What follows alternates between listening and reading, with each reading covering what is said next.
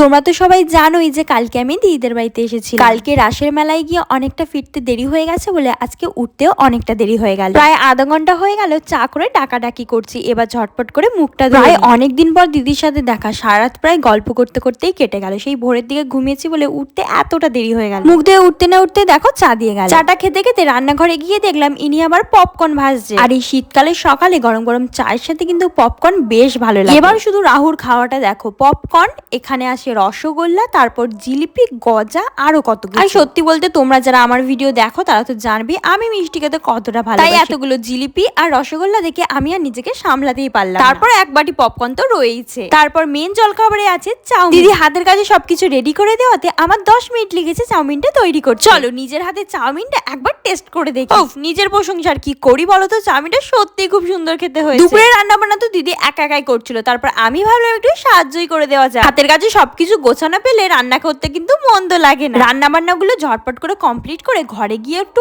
পাকা বুড়িটা এত বকবক করছে, তাই বললাম একটু ছড়া শোনা তো। যে কোনো অন্য ছড়া বল দেখে।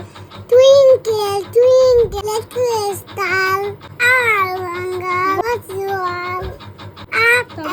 ওর এই আলতো আলতো শহরে কথা শুনে আমার সত্যি ছোটবেলাকার কথা মনে পড়ে গেল। ওদিকে ঘরে একটু গল্প করতে না করতে দিদির কিন্তু ভাত বেড়ে আমাদের ডাকাডাকি শুরু হয়ে গেছে। তাই দেরি না করে ঝটপট খেতে বসে গেলাম। মেনুতে ছিল ফুলকপি আলু ভাজা, ডাল, মাছের ঝাল, মাংস, স্যালাড, পাঁপড় আর রসগোল্লা। তাহলে ঝটপট করে খেয়ে নিয়ে আবার পরের ভিডিওতে আসছি।